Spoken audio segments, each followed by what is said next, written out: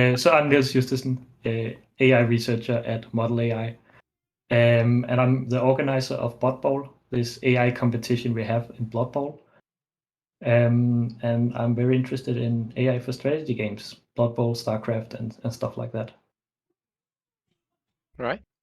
So, and I'm Nicola Pezzotti. So I'm the creator of the bot that you are going to that we are going to see. I'm a research scientist in Philips Research. Actually, funny thing, I'm working on medical imaging, so something completely unrelated. I also have a professor position at in Eindhoven in the Netherlands.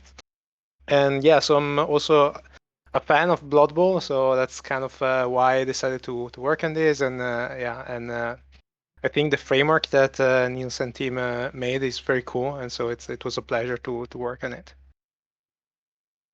Cool. Yeah, thanks a lot. Excellent. Right. But I'm terrified that I'm going to lose, but we'll see. And the bit that I don't know whether you guys heard the audio there, but this is very much a sort of a journey rather than a finished product.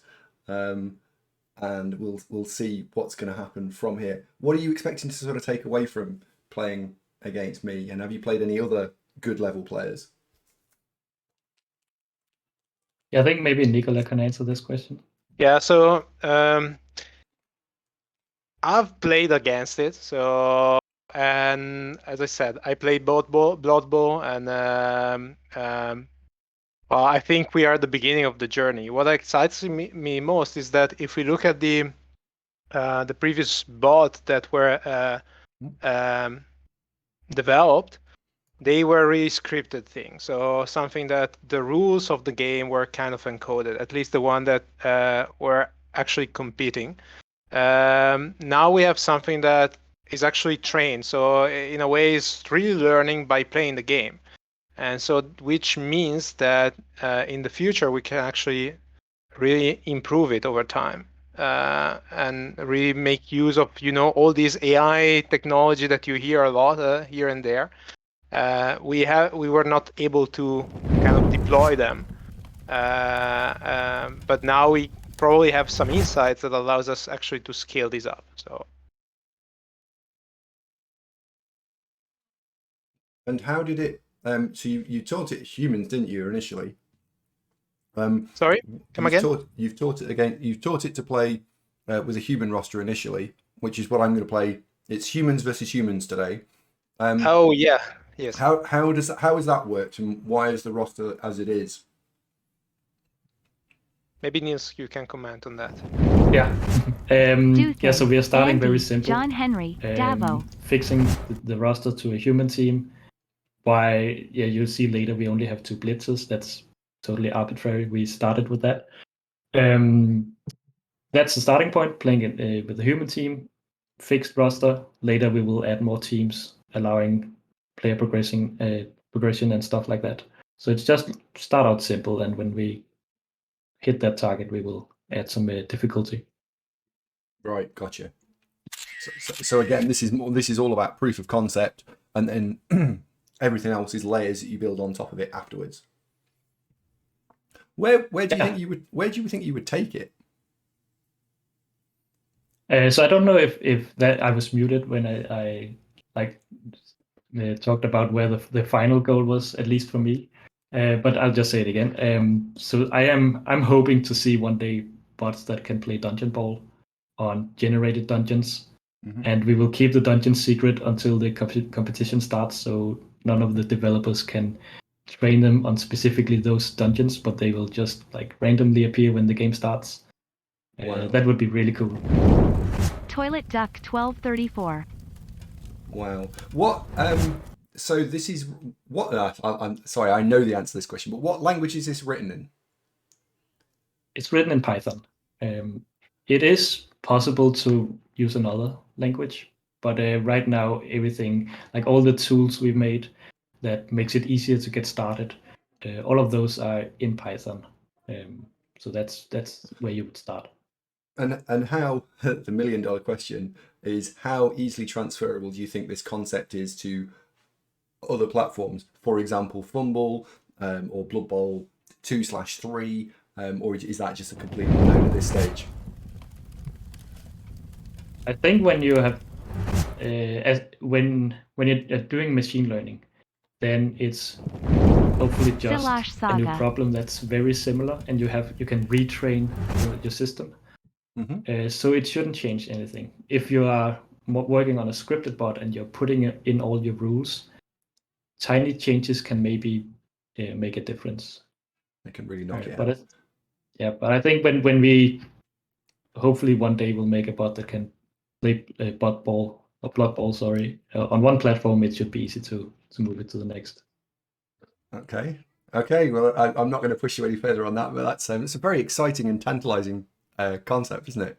We could move this to other platforms. Okay. And how did you? Like, it's sort of last question from me before we start. Is how did you start? Where did this come from? How did you decide you wanted to do it? So I was working on AI for StarCraft doing my PhD, and I think one day it kind of just struck me that, of course, there's a lot of strategy in StarCraft, and there are possibly more interesting options to do in a game like StarCraft than there is in BotBowl. But in StarCraft, there's also a lot of micro, and you have to react super quickly, and this is actually what machines excel at. Yeah, they will always outperform humans in those small micro actions. But when we move this problem to BotBowl, it's only about strategy. And then I'm a big fan of BotBowl. I play it myself. I'm not very good, but I play it once in a while. Okay. Well, okay. Right. I've got another question just for the bots creator. How long do you think it's taken in terms of time to develop it from literally nothing up to the point where you're at now?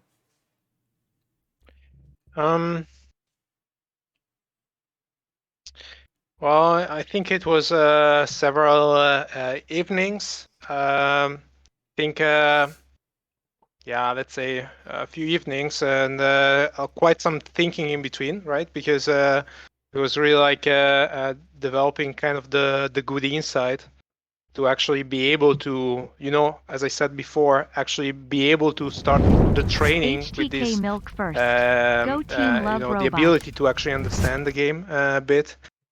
So let's say a couple of weeks in terms of evenings, and then I think the overall training for the bot, it was around 1 week, which means that on my machine it was playing against a scripted bot for 1 week until it was trying to understand the dynamic and being able to beat the scripted bot. So that's actually funny. I think the training was way more than the time that I invested in implementing it. Okay, so it's not that hard. Now, what you said there is it's taken a few weeks. For the layman here, like assume that they knew a bit about coding, not like me, complete amateur. Do you think this could be replicatable by like people who've got some coding experience or not? Well, I think, the coding was not the main part, right? So the coding, the implementation is not super difficult. It requires a bit of knowledge on machine learning and deep learning, what's in there. So in order to get to that knowledge, that requires a bit of time, way more. But I think, so if you know how to structure a deep neural network and how to start with a reinforcement learning algorithm, and actually I use the one that Niels made available in the framework. I think it's you can replicate it and improve it. Yeah. Okay. So if you've got some coding knowledge, it would be possible for someone to sort of pick that up, and if people were out there going, "I'd like to make a BloodBowl AI bot," it's not impossible. No, it's not impossible, but I would not say just coding. You also need some machine learning experience. I mean, you can do a scripted bot, but there is a limit to that. But doing a scripted bot, yes, you can do it, especially with the framework, which I really like the work that Niels and team did. they made it very easy to implement a scripted one, but then to go to the next level where you actually have some true AI in it, that requires also some domain knowledge on machine learning. Okay. How many people? Oh, go on. Sorry, you on? Yeah, just to be on the same page, machine learning is if you don't if it's not well known, is a field of research where computers learn how to behave based on experience, based on data, on simulations. And that's kind of different. It's not that you code a bot in such a way that it learns. So there is a difference. So normally you code something to do something, but here we code a bot to actually to learn to do something, which is rather different, right? Because there is always a limit. So if you just code what you want to do, the limit is your ability to put the rules. But if you can write how to learn, then you can actually reach potentially superhuman level, like in chess or in Go, as we saw, right? And that's kind of the exciting part, at least for me. Okay. I just said in chat because I'm typing a little bit just so I can make sure you guys can keep talking. Delarin's just asked an interesting question. Can one of you pick that up? I can read it out if you prefer. So he wondered if the bot was open source. So that's the first one. Is this all open source or is it not? I think I know the answer, but I'll let you guys cover that off.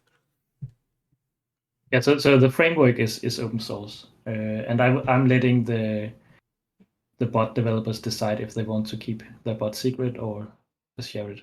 Yeah, I think we can definitely go open source. That's fine with me. Yes, I think it's good because I think we are also doing a bit doing science here, so I think it can be helpful for other people to pick it up. Okay, so this machine learning is very much, if we take some sort of science fiction, it's very much like you've built Skynet, right? And at some point, it's just going to launch nuclear missiles and wipe us all out. We are quite far away from there, but you can think about it a bit like that. But we work within a framework, right? And yeah, that's the framework we are in. So the BotBowl thing. Okay, so it's gonna. Now I've managed to make it through to this season's Chalice finals, which is the open ladder grand final from last season. How far away do you think this is from being able to sort of play against other people, have its own account on Blood Bowl 2 and just start smashing people? Is that some weeks down the road, or you expect? I on purposely didn't spoil how it's playing because I think that could affect how you're going to play against it. Okay, all right. So we'll answer that later. Okay. So we can take that later. Okay, chat. These two have definitely been quite coy about how well this is going to go, which has been scaring me something wrong. So I'm going to try and play this pretty accurately and play properly until we know that I don't need to, or until it's just hammered me into the floor anyway. So we'll see. Can we set up a Chalice round 1 for this to help with the AI a bit? Maybe Volk, maybe. I think there was another question. Let me just scroll up. Does anyone else have any other questions? So I'll sort of read any other ones out. I think Dalarin had another one. It would be interesting to see how the AI learning is implemented. I think we've sort of covered that off a little bit. Any other questions, or we'll start. Listen to it. Go on. One thing about the machine learning training that's interesting is like the concept of overfitting. So Nicola can talk more about how it was trained, but you can end up in a situation where the bot is really good in the training setting, so maybe against a selected kinds of behaviors, but when it then sees a new kind of behavior, it performs really bad because it hasn't seen that in the training phase. So it will be interesting to see if the way you're playing is different from what it has seen in the training and whether that will affect it. So I need to like style on it a little bit with a little bit of casual surf action. Right, gotcha. Okay. Okay. Right. I think we should start. Is there anything else you guys want to ask, or just cover off before we start? Oh, I think we're good to go. Yeah. All right. Okay. So we go create a game. Home team is going to be humans. That is going to be me. The away team is also going to be humans. Is that right? Have I got it right? It's humans, and then it's the bot there. Yeah, the bot and the bot. Yeah, you can open up the roster if people want to see how. Oh yes. How the Okay. team is. Okay. So this roster is 2 blitzes rather than 4. 1 thrower, 2 catches, and the rest linemen down to 12. So we've got a spare player. We've got 3 rerolls. We've got an apothecary, 3 fan factor. I'm guessing you guys put the fan factor in just to try and stop fame advantage and disadvantage from being too common. To be honest, this was like just when we started, so I haven't had a lot of thoughts about this. And I think I promised to check up on the apothecary thing because we noticed some stuff last time. I'm actually not sure if you're able to use it in the game. Okay. But it will be the same for the bot. Okay. Right. And I'm gonna. It's the same. It's the same build. So it's 3 rerolls. I think. Yeah. Let's go. Great game. Click into that. Let's just go back to. There we go. So has the AI gone and stolen? Well, it has, hasn't it? The AI's got fame. The AI is more famous. I will kick. We'll go with that. Okay, so we've got 2 catches. I don't want to be fielding 2 catches. Oops.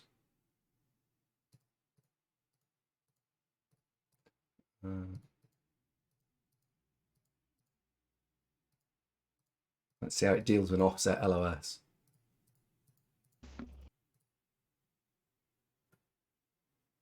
I think we'll go with that. And then it's end setup to complete setup. Is that correct? Yeah. Okay. One thing before we start is that the bot is going to make its moves pretty quickly. Roughly how quick do you, when you said pretty quickly earlier, what do you mean? Very quickly, or? It basically doesn't stop to think, right? It's because it's a machine learning bot. It will just the situation will go through the network and it will spit out an action and it will be executed almost immediately. Right. Okay. You will be able to see what's going on, but it's going to be fast. Right. Okay. So it's a bit like a Blood Bowl 2 replay where it's just going to slam through everything and then it's going to go and your go. Okay. Yeah. And how long do I get? But in each of my turns, is it 4 minutes? 2 minutes. Okay, let's do it. Wow, yeah, it really hasn't spent. So it's done. It didn't show me well at the setup. It just went and that's the setup. So maybe one comment here. So the setup.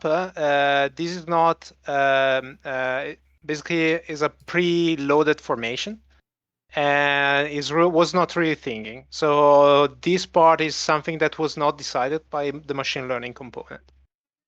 Right. Okay. Okay. So that was basically scripted. Right. Okay. So I didn't get any benefit from the perfect. Sorry, the offset LOS because you just blammed 7 players across the line of scrimmage anyway. Okay. Right. So I've got a perfect defense here, and I can reorganize my people. Unfortunately, they're all going to get punched in the face, so that's not going to help me too much.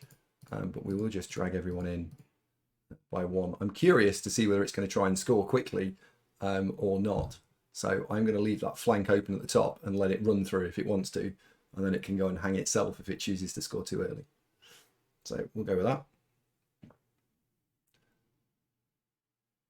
Oh my word. It does not mess around.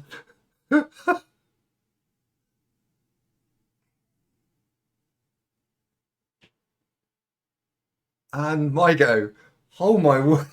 Oh my word. So it's actually pretty fast. It takes like less than 50 milliseconds to make one decision, which is pretty good given the technology we use, and there is not actually any hardware accelerator on your machine. So that's rather uncommon for an AI bot to have this performance. Yeah. Okay. Okay. Wow. And I can see you actually have 4 minutes here, so that's good. Okay. And is end player turn end the turn that I'm using, or is that my turn? Because this has changed slightly. Yeah, just the catcher's turn. Just the catcher's turn. Okay. Because this will be embarrassing. But make sure you don't double click, because that will hit the end turn. Yeah. Okay. So what I'm going to do is I'm going to actually ignore that catcher, because what I'm going to try and do here is put some pressure on the human, the AI, but leaving him the ability to go and score. Now, he should know, or the AI should know, that it's not a good idea to go and score before turn 8. Otherwise, it'll play out a loss. So let's see what it does.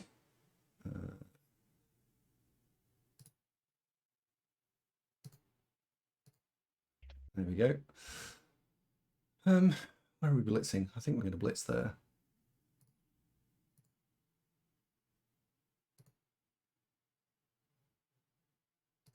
That's slightly different to when I played it before, I think.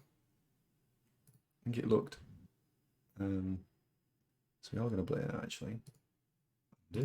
So we'll now blitz the blitzer. We get the power, which is quite nice. Geeks Wargaming, 4 years.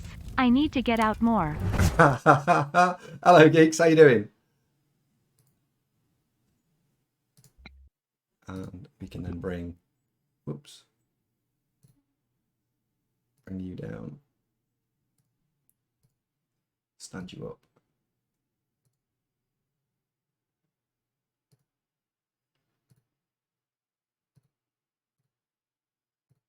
Walk you in there and turn. So I've got 1 dice on this, and then we've just got this guy to bring down. And as I say, I just want to put some pressure on him. In terms of, like, there's no direct pressure on the cage right now. There is just pressure on our opponent. We've got some nice dice.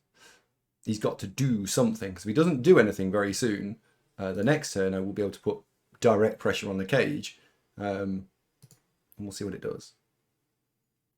Uh-oh. Uh-oh.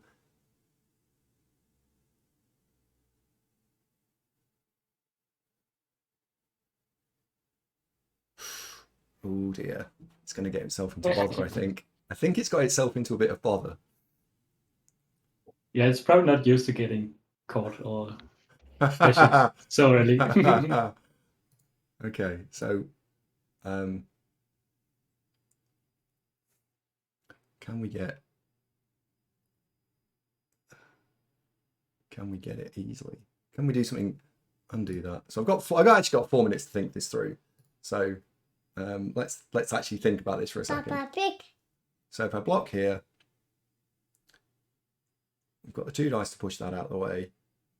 The problem is going to be, we can just use that as the pinball. Okay, so actually the first open is this. We'll block here. Oh, god damn. I'll have to surf it a different way. Block here. Ooh.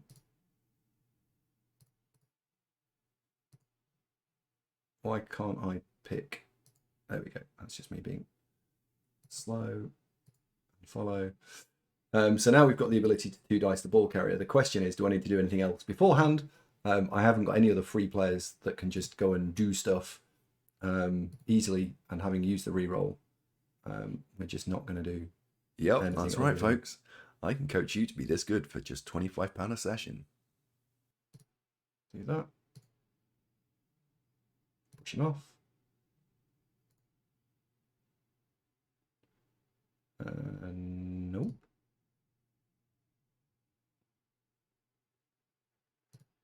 Put it back in that square there.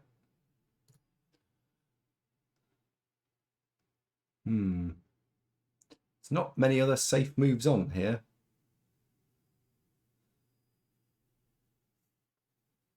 That's the thrower that's marked. We've got 2 dice there. We need to use block.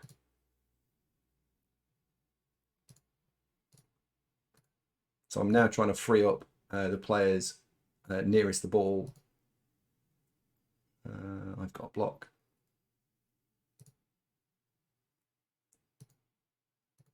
If we can free up the players nearest the ball.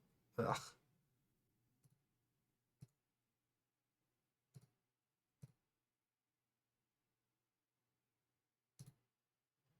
There we go.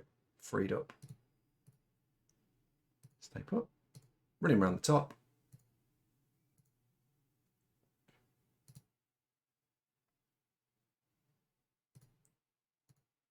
And then block onto this guy.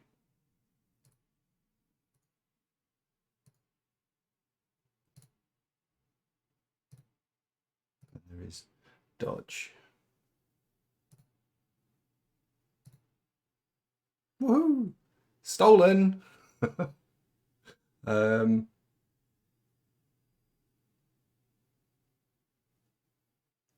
the pathing going to go? So it's 1, 2, 3, 4, 5.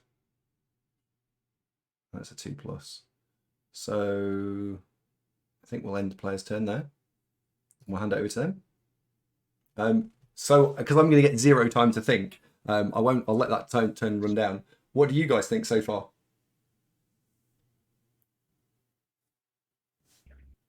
Shall I comment? Sorry? Niels? Shall I go? Yeah. Please Yeah. go.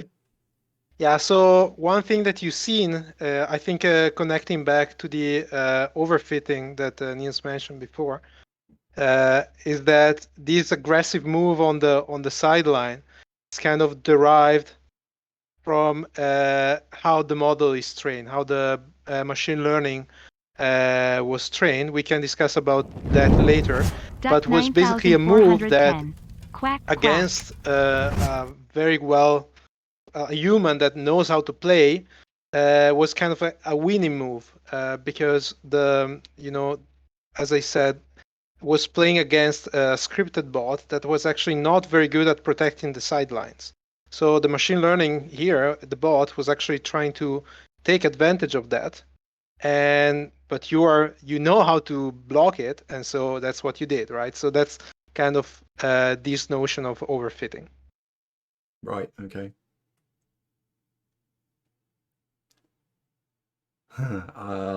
So the correct play here is to blitz the blitzer that's marking my ball carrier. The Andydavo player here is to surf that catcher. Oh, it's just so painful. So I guess since we should play properly, I'm going to do the proper move first. But I do want to acknowledge it, by the way, right? That the right thing to do and the me move are not always the same thing. So that gives me the blitzer for the hit after this one. We get a lucky pow on the catcher. We don't need to follow that up. And now I can blitz with my blitzer onto his blitzer. And I think I want to come around the back because then, yeah, I can then keep it pinned.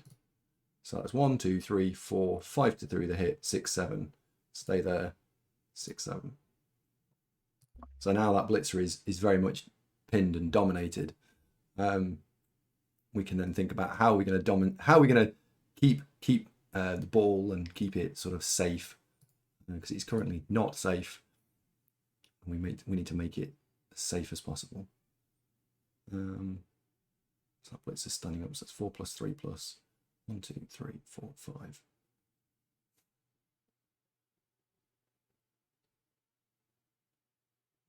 1, 2, 3, 4, 5, 6, 7, 8, 9. We're going to go and hide all the way over there and see what it does. We'll block here. I'm getting some good dice, by the way. I need to just call that out, though. I am definitely getting good dice, which is very that's kind. looking pretty good. I'm very pleased about my kind dice. No, actually, let's throw this guy. If we get the power, we can then knock him against. Okay. Follow. Now we can move this guy, and I can have 2 more hits, which I think is important here. So this guy can punch here. Keep it pinned, stay put. And then throw the block here. And stay put. And then turn. So, chat, how are you thinking this is going? Andy's the red team. No, Andy's the blue team. But it did have one turn better than BotBowl 2 AI. Yeah. Now, is it going to keep learning? So if I played it again, you know how it did, it got crushed by going near the side. Oh, it nearly served me back. Would it learn from the mistake it made where it got boxed in and then I pressured it? Would it learn, or would you then need to go and change the code? So is this learning as it's evolving?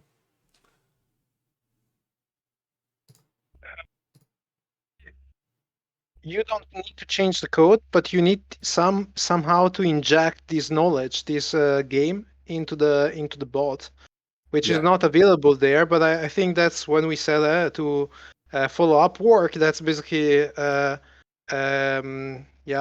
has to be done if we want to improve it. Right. Okay. I'm not sure. Maybe at some point I can describe how it was actually trained. Right. You tell me. I think that's the right. Yeah. Go for it now. Go for it now. Yeah. So basically, the trick here was that we actually took different scripted. I took one scripted bot that was actually the baseline, something that Niels made available into the code, and I just let them play against each other a lot of time. And then I captured basically the decision made by these scripted bots, and I saved them somewhere. And then the bot is just trying to replicate these, and that's just trying to imitate. That's why it's called Mimic bot, because it's trying to imitate this scripted bot that was implemented with hard-coded rules.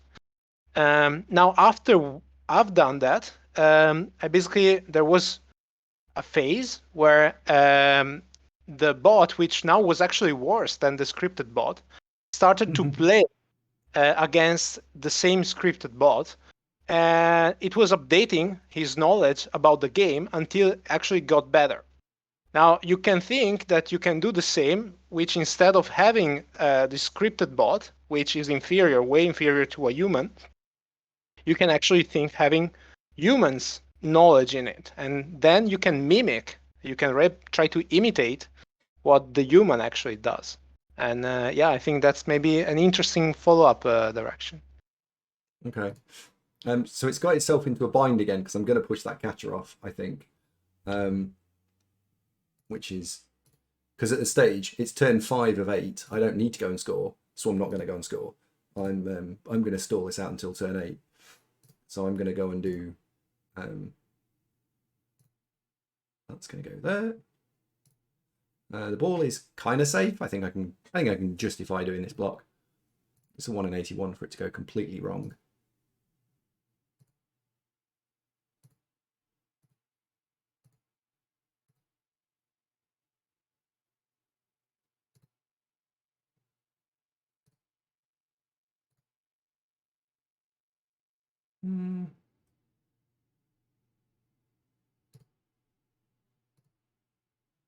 There we go. And how many players has he got free? This one. So if we walk that to there. It has bent my positioning slightly, but never mind. I can't resist the serve. There's a good question in the chat. If we in the future can play against an AI that plays as Davo. Oh god, it'd be like an AI that's completely addicted to surfing, and then you can play another one that plays properly. Oh god, that would be terrifying. What we want to do at some point is learning from Fumble games. And I don't know if you have any records on Fumble, but if you do, we could probably imitate those. Okay. I have from a while ago, and in fact, I'm gonna have some again soon. So I'm gonna end turn and let it play its turn out. One of the things I have noticed it's doing, occasionally is it does, when it's making its moves, it makes a bit of a move and then sort of either takes it back or changes it slightly. And I don't know whether that's because it must have decided the best square, and then it does like loops and stuff. Is that just a visual thing, you think, or? No, it's actually doing one move, is reevaluating the position, and then from there on is deciding to change it. So there's no disincentive in doing that, and Okay. so yeah, that's just about it. It looks weird, but yeah. But that's It why probably evaluated that those two squares are equally good, so it makes a move backwards at some point. Yeah.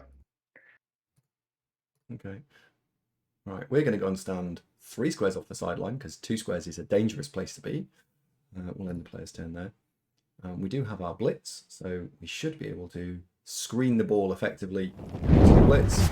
So 1, 2. Bit of a shame that wasn't a knockdown, but never mind.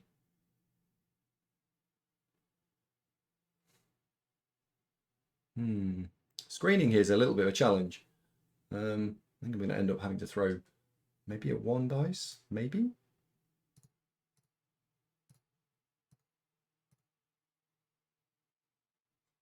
Could put you there.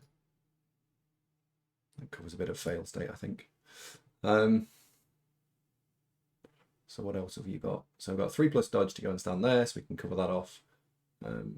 If I do a 1 dice to push in there, which is better than a 3+ dodge.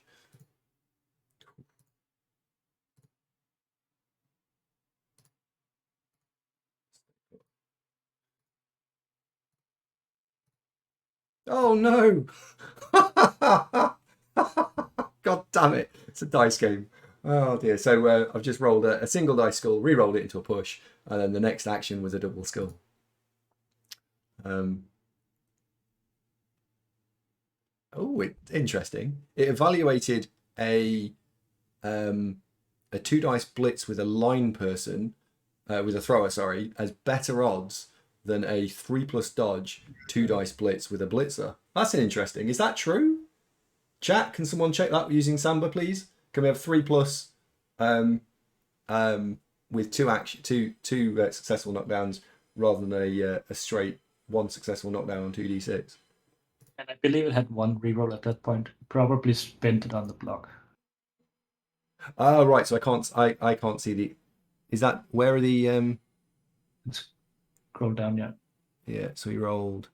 Does it show the actions? No. You have to press the show all button in the end. Oh if right, you show scroll all. down. Yeah.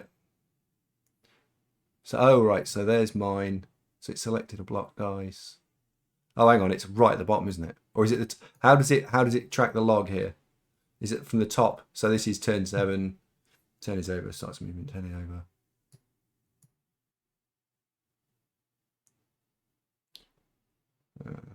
I'm not sure. Yeah, I guess it's the last block dice you see on the right when you scroll down. That's the block. Okay. So we're going to move to there.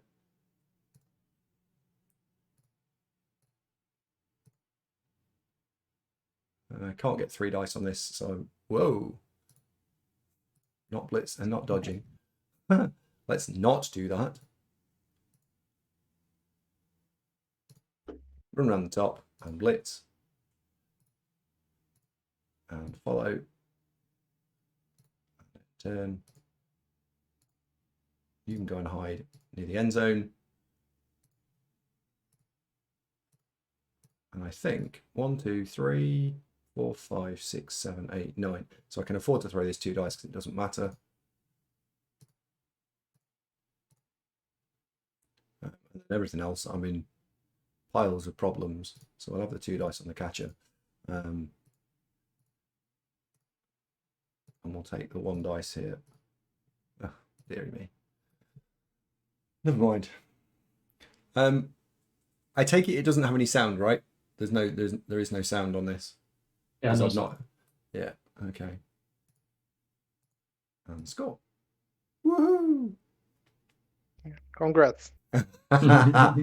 Yes, yes. Take that, Alexa. Yeah. Okay. So it's still got 1, 2, 3, 4, 5. Still got 11 players. I guess we will see if I can score on it as well. I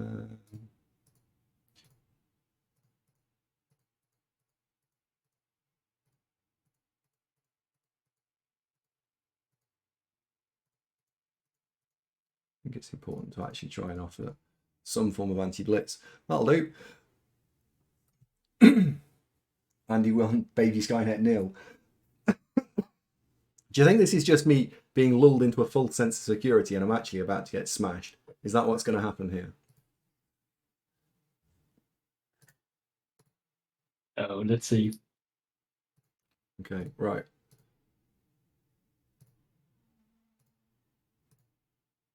Follow. I tell you what's scary is only having 2 players with block. This is like super scary. Now I'm curious to see how it might cope with.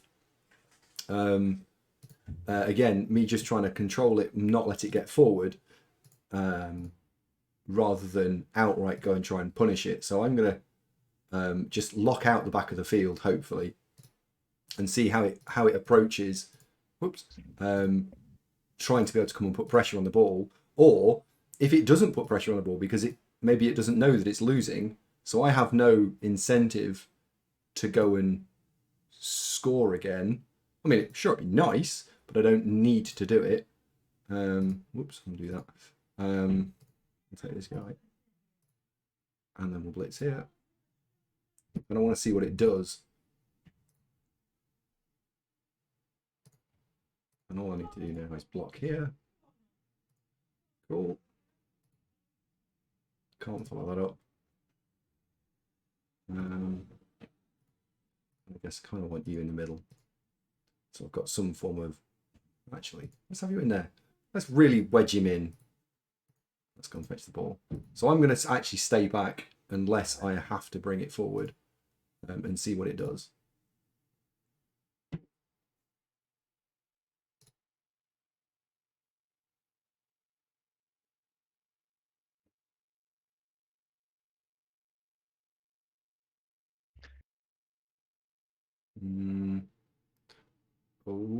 Oh dear.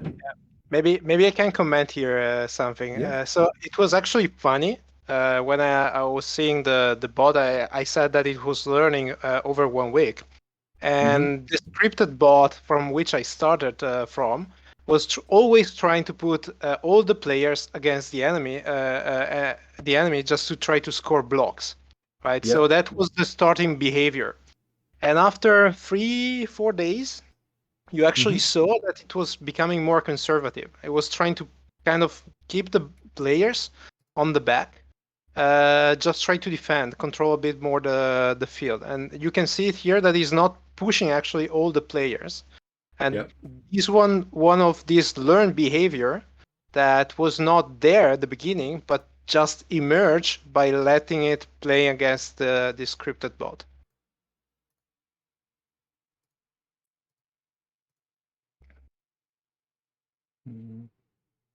I've got block. Wah!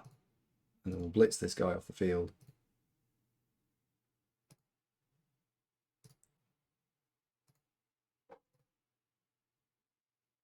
Yeah, it needs to learn about surfing. About these sidelines. Yeah, exactly.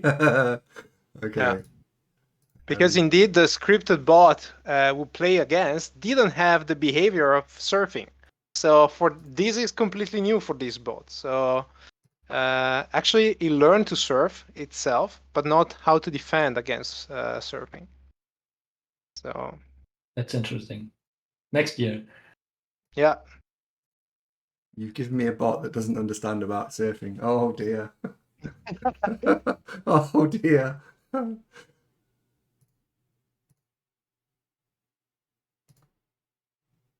Right, I'm going to stay here for a turn or two and just see what happens. because it is losing, and it's now losing, but players down losing, or a player down. 2 players actually. I think I scored a knockout in that turn. So it is important that it does do something, because otherwise this game is going to end in in either a 1 or a 2-0 loss for it. There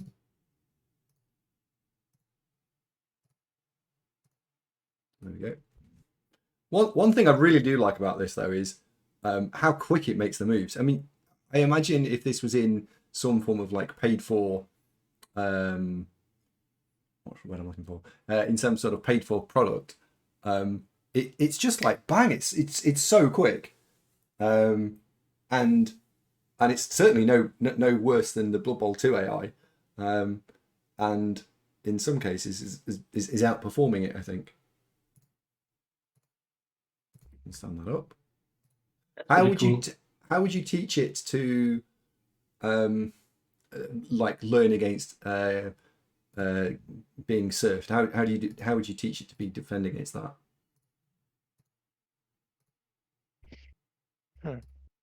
Well, there is one concept that is actually used in this one, but I didn't have the resources, and also the well, we can discuss about the speed of the decision later. But basically what you try to do is, I said that this bot now learned to surf, right? So one trick that you can do is actually now, instead of using this bot against the scripted bot, you can now take the bot and that is training and use it against itself. So then it's basically try to defend against its own behavior. That's actually something that is already in here, but well, it didn't run for long enough actually to well, to improve over that. So that's something that potentially can improve just simply by training more. The other thing is that because it's so fast, I mean, one of the limitation in the competition was that actually this has to run on a CPU. And with a rather fast. So that means that the AI itself is not too big in a way. Let's say that you can. Okay. There are actually neurons in this AI, and they are not so many. So one thing that you can potentially do is to actually, simply make it a bit bigger, and that time will take a bit more time, but to make a decision. Well, I would imagine if the AI was able to make decisions over, let's say, 5 seconds, which I guess for a computer is an awful lot of time, people wouldn't perceive that as being a problem. But how much better do you think it would be given, like, it feels like when I press the end turn button, bang, it's made a decision. It's almost instantaneous. Yeah, I think it can definitely improve. I cannot tell you for how long. The only problem then is that if it takes so long, then let's say that you multiply how much time it takes to make a decision by 10, right? That also means that the time that you need to train it, roughly you have to multiply by 10. So instead of 1 week, it will take 10 weeks to do it, unless you use a GPU cluster or like a supercomputer for training, or well, maybe not a supercomputer, but something more than my desktop computer. And so you need a bit the compute power. So modern day machine learning technology actually required a lot of compute, which of course I didn't have, so I had to kind of compensate for it. But I think you can easily try to extend it. Okay. Wolf Mother has just put in there, what about a cloud subscription? Like, could you go and rent the computer space? Yeah, absolutely. Yes, that's basically what people do nowadays. Yeah. Okay. I'm just going to acknowledge Duderino's comment. We are now into the realms of some sort of science fiction computer turning up at my house and claiming, well, I'm not even reading that out because it won't make any sense to you two. But I very much like chicken. Yeah. Okay. Oh dear, it stood up and it's going to get punched out again. So what it did recognize here is my catcher is in scoring range, And look what it's done. It's clumped a load of players around my only scoring threat. And I was curious what it would do to that scoring threat, because I can't get it out. But that's actually, it's not a bluff, but I actually haven't got any intention of scoring. I'm winning. It's 1-0 to me. I don't need to go and score. What it needed to do is deal with a threat, but it also needs to learn to put some pressure on the ball, because if it doesn't do that, it's just going to lose. And I think oh dear. Yeah, and I remember the scripted bot that was part of the training of this one. It really liked to make handoffs to catchers and then score, and it didn't care about whether it was winning or not. It did it if it was possible. Okay.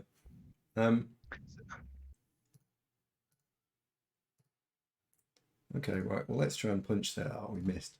I'm going to try and punch through there, but it didn't work. And the player's turn. So what I was going to do was attack down the sideline. I think since that's now not on the cards, I won't attack down the sideline there. I'll swap into the centre, and we'll go and attack down the sideline someplace else. So I can't go here. So therefore, let's bring the ball to there. You made a kill, by the way. That was nice. Oh, it's dead. Oh, fantastic. I mean, oh no, what a shame. So we need to get this catcher in 1, 2, 3, 4, 5, 6, 7, 8. So God, I'm gonna have to move the cage out of the way. Okay. Player's turn. 2. So you need to go and stand there, I think. So we're going to try and see if I can deceive it a little bit by bringing a different catcher in and sticking that in scoring range, and leaving the original catcher in nothing and nowhere land.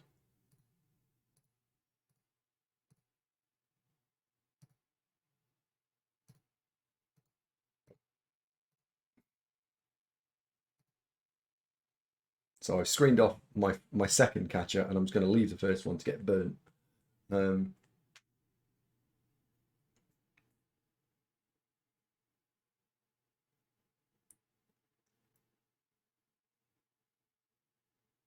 it feels like it's still.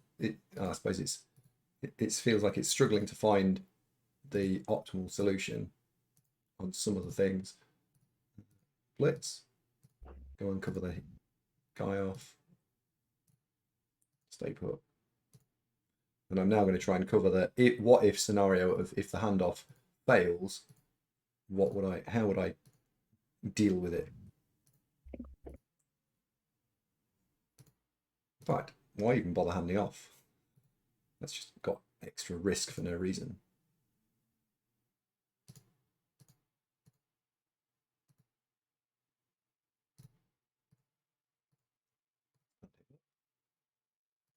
Yeah.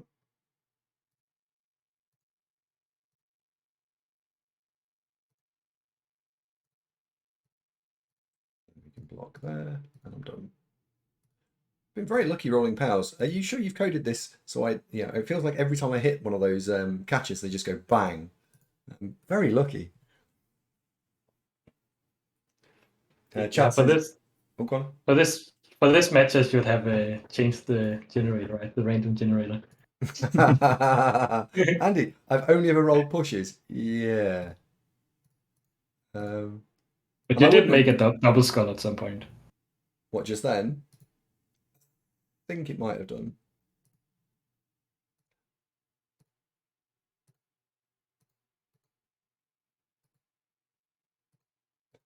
I think one of the things that once you've got this as a proof of concept working, having someone be able to then walk through the usability of it, like the interface, would be good. Although I think a lot of it, if you've played on Fumble, a lot of this is very intuitive. I can follow what's going on a lot of the time. Yeah, there's so much stuff we want to improve on this interface.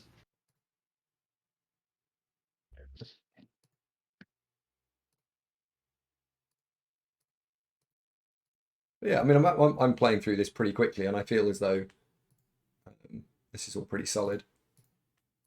I guess it's a bit annoying you have to go up and press and play turn all the time. Would be nice to do that more easily.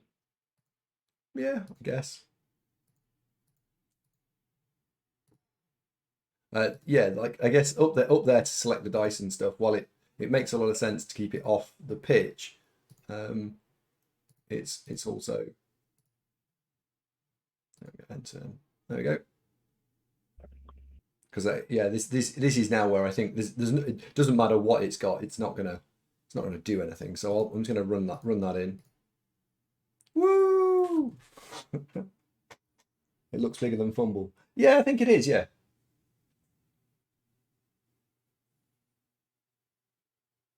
Hellboy would like to give you guys credit for coming up with a better UI than Blood Bowl 3, which is interesting. All right, we'll go with that setup.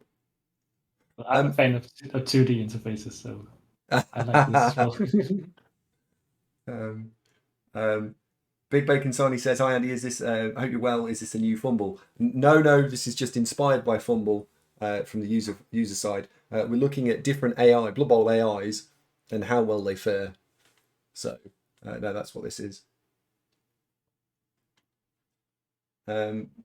Question for you guys: how easy would it be to teach the AI to do stuff like one turning? I think that's interesting.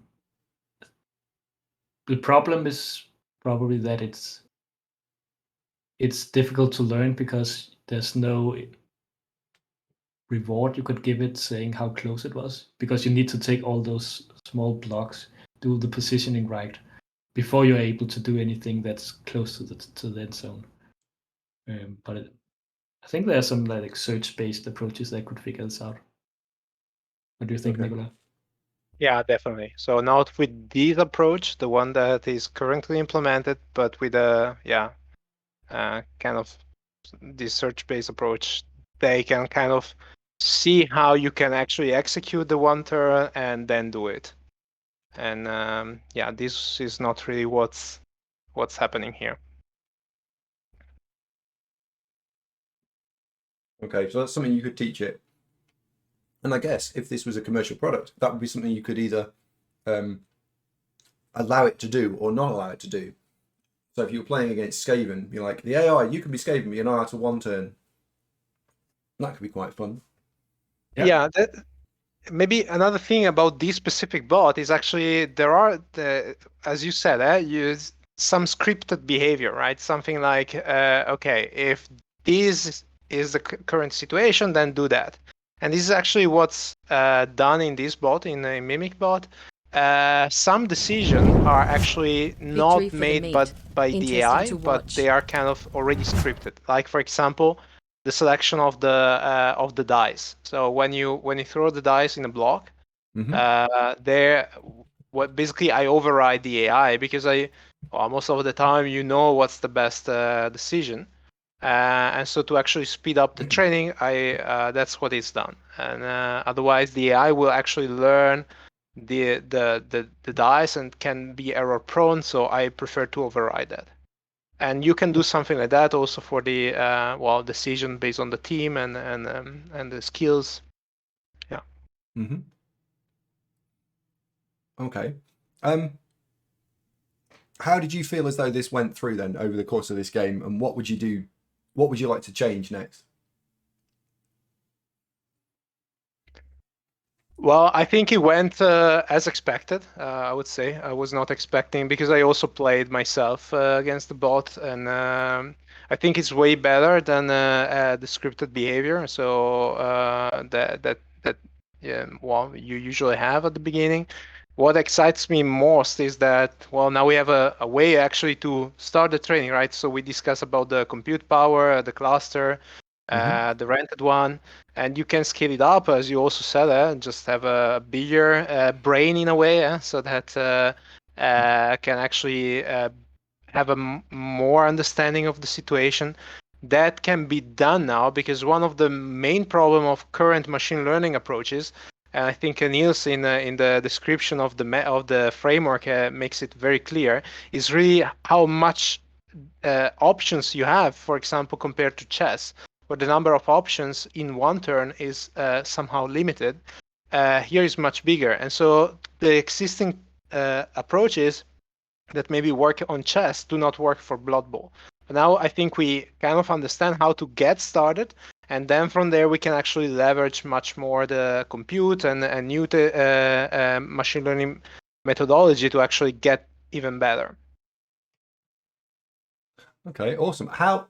I'm just sort of thinking whether it's worth playing another one or whether or not you would like to play. Could we play another one when you've trained it some more and we can see sort of the incremental steps of how it's gone from now to the next time I play it? Yeah, if you would like me to play it again. And the chat then said, can there be a rematch if the bot has been trained on the art of surfing? Yeah, I think at least we would like to have this like once a year if you're up for it, or against anyone who wants to. Like after the BotBowl, people challenge a strong human player like you. So I think there will be like probably a big step of improvement until next year. If there's some improvement before that, we could probably also do that. I would happily play it whenever you guys have said, hey, we've got like version 2.0, version 3.0, and I would imagine there'll be some people in the chat who might either want to lend their services or play against it from time to time. I'm going to ask chat actually. Is anyone in the chat would like to be involved in the project, either play it or support it in any way? Yeah, and I would like to like put out a challenge for people that know how to program in Python and knows about Blood Bowl, because I think that the scripted bots can still be improved quite a lot, but by putting more Blood Bowl knowledge into it, I think machine learning is the right approach and that will be the final solution. But I think the scripted bots can still be improved a lot by putting in more knowledge. Yeah. Poprox has asked a really good question actually. Is there a website or something people can follow you? What are you using as your main vehicle? Is it a website or are you using Discord? Both. We have a website. If you Google BotBowl, you'll find it. We have a GitHub page for the coding stuff, and on both of those sources, you can find the Discord server we have.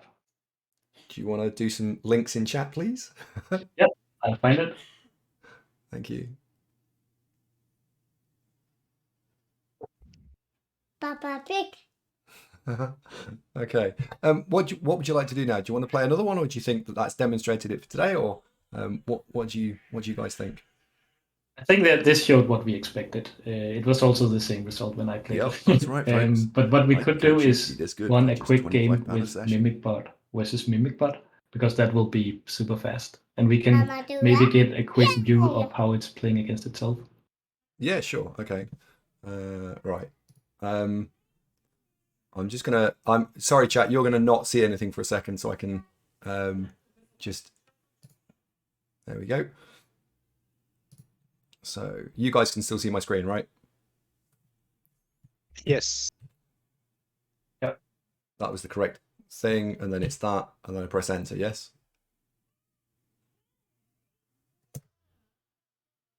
Now we're seeing something else. Oh, I can see it. Yeah. Yep. Cool.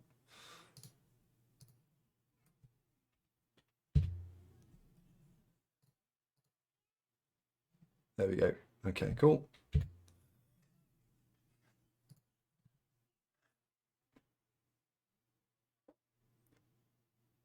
There we go. Right, so we're going to do one. So this is humans with the bot versus the bot. And this game will take about, I don't know what, 5 minutes, because it'll rush through everything. Okay, Yeah. create game. Spectate. Or do I need to click into it? Create the game, and then you can say spectate. Yeah. Oh. Humans. I think I did. I think it's going to come with 2. Okay, that should work. Let's try. Yeah, I created 2. So is it now? It's just spectate. Yes. Yeah.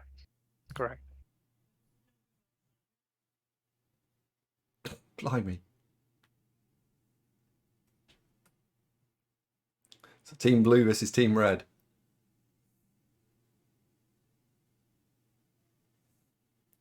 That was a blitz. Yeah, it must have rolled a blitz.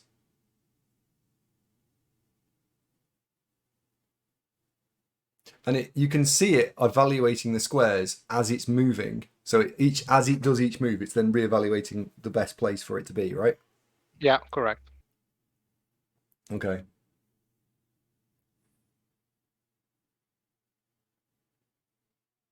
Oh dear. Oh dear. How much more effort do you think it would be to teach it different races and different rosters? Well, actually, I think it should work because I also tried in the past to do, I don't know, Orca versus Cavens, because in the end the brain only sees skills and characteristics. So maybe that's another thing that we can try.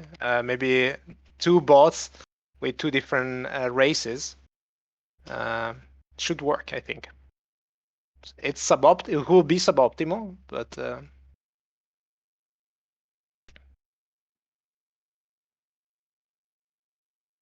Oh, we did a chain push. Christ, this is hard to follow. Yeah. I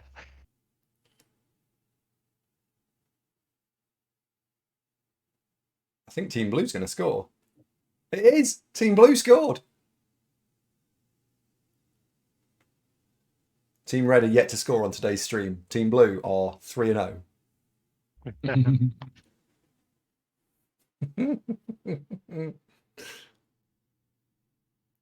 Oh no, Team Red's going to get itself surfed again.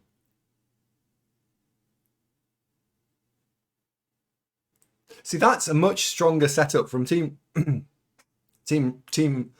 excuse me, Team Red was a much stronger setup, although the cage was on its own and it was then the defensive line was strung out. It's certainly stronger than it was before. And it's interesting to see that you can force the ball, you can force it to make some choices by pressuring. Yeah, right now it's playing it in its safe environment. Right, this is what it's seen in the training phase. Yeah.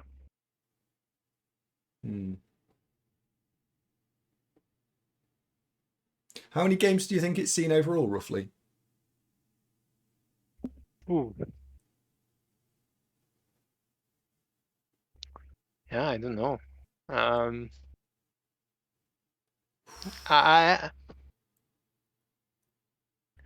A few thousand? Yeah, maybe more. Yeah, I think another way to improve it is that now the system is in Python. So overall is not running too many games because Python has some overhead. So having a faster simulator that can also help in getting a better bot just for the training phase. Yeah, I agree with that. Because a few thousands are not so many, right? So I think it observed several millions of actions, but well, game is many actions. So overall, if you think about it in light of the technology that we use, it's not that much. So that's also why I think it can be improved. Yeah. How many? So I asked you this question. Okay, last time we spoke, chess has how many possible games, and then what was the ratio between chess and Blood Bowl? Because that question's come up on the stream a couple of times. Yeah, so a measure that's used a lot is branching factor. How many actions you have at every point on average in the game. So chess has around 30, Go has around 300. And in Blood Bowl, it's a bit more complicated because a turn consists of many steps. So each step you have maybe sometimes one, and other times you can make a pass on all the squares because you're in the middle. So it varies a lot. But for a complete turn, there's roughly, this is our estimate, 10 to the power 50 different things you can do. Hang on. So chess had What? Sorry, how many did you say? 8? 30, 30, somewhere right. around that. Chess was 30 different actions. Go was 300. And Blood Mhm. Bowl was what? Sorry, 10 to the power 30? 50. Sorry, oh, yeah, 10 to the power 50. Right, okay. So that'd be like a grain of sand versus Everest kind of scale of difference. Is that what we're saying? It's hard to imagine. Yeah, More. probably even more, but yes. Yeah. Okay. But that's why I'm actually excited about, because a lot of modern AI technology really depends on this branching factor. And being able now to actually use it in Blood Bowl, it's kind of overcoming this first limitation and getting something that is working. Well, it's in a way kind of overcoming this big number, and then of course you can improve. But I feel that the big jump, it's kind of already there. Okay. Oh my God. So what yeah, okay, right. So what we're saying is this is a little bit complicated. A little bit. Yeah. And I think it's interesting that when we humans play the game, we don't see 10 to the power 50 things we can do in a turn. We are limiting that a lot. So maybe there are only, as we are playing the game, we're considering maybe 3-4 different things we want to do in a turn, right? Yes. And I think when we are able to narrow that down to fewer choices, that can help. And even when we have the trained machine learning bot, we can, in simulation behind the scene, we can try out the different things as we are playing the game. And then that's what it can spend like the 5-10 seconds on when it's playing the game, to like try out the different things in simulation in the background. Right, okay. Because then it can run through maybe the top 5 concepts. It will then find the best concept. Is it also able to yes, Volt, basically. Is it able to then try and think about what the opponent might do in their turn to, they do X, you do Y, it can then think about Z, right? Oh, I'll do this in return, and then think through that like a branch. Yeah, Or is that- exactly. But the challenging thing is to learn what are the options, what are the high level options that the opponent has. Right, okay. Okay. Well, I think I thought that was really interesting, and it's amazing to see a bot that it was competent. It understood the rules. It was fine. We need to teach you about surfing and not going near the sidelines. But as we introduced it, which is a work in progress, it's really impressive that you've been able to do that with the resource you've got available, gentlemen. Very impressive. And if I can help you in any other way, I would love to do so, because I would love to see if we can put this and get this advanced even further and keep pushing it. Yeah. Chat just said Thanks a really lot. start. Yeah. And Thanks. it's been very impressive what Nicola has put together since he joined us. Yeah, absolutely. Nicola, if I can give you any help directly, by the way, just keep in contact with me. That'd be great. Sure. Yeah, absolutely. All right. Awesome. Well, do you want me to cover anything else off, or does that sort of cover everything for you, chaps? I think it basically covers what we had in mind. Maybe one thing that would be interesting is you mentioned the cyanide bot. I've been playing against it a few times. We have no way of comparing this to the cyanide bot. They cannot play against each other because they're on 2 different platforms. But how do you think they're different? How are they playing differently? I don't know, because I haven't played against the cyanide Blood Bowl 2 bot in a very, very long time. But the Blood Bowl 2 bot is not good at all. I'll go as far as to say terrible. Whereas this was making me think about some of the moves. You could see it was still making some choices that are not optimal yet. But I think the Blood Bowl 2 bot is worse. I think chat are sort of broadly going along with the same answer, which is the Blood Bowl 2 bot is terrible.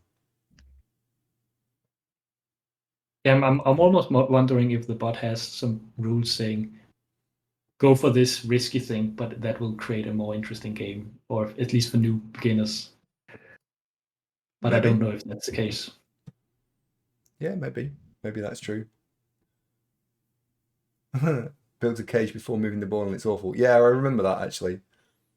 Yeah, you should put the game on hard. Like that made any difference. Okay. Yeah. One of the things would be really interesting is if we could get it to play against the Blood Bowl 2 bot in some way. I don't know how we would manage to make it replicate that, but it would be definitely something that people would be interested in. Can this bot beat the Blood Bowl 2 bot? I don't know how we do it, but that would be epic. Yeah. But yeah, I don't know how to do that. I guess the easier way is to test this against you, and then when you say that this is definitely better, then that's a weaker way of finding out. Yeah. I mean, I could play against the Blood Bowl 2 AI. The last time I did play against it was with much higher team value teams, and it just destroyed it. It was just go and score every 2 turns because it was dead easy, and just destroy its team. So I didn't do that. It didn't let me destroy its team. So it's definitely a superior bot, definitely. Ooh, that's nice. Yeah, great to hear, actually. Yeah. Yeah. So awesome. Well, thank you very much. It's been a pleasure having you both on, and I would very much like to invite you back when you think you've got the next version of this ready.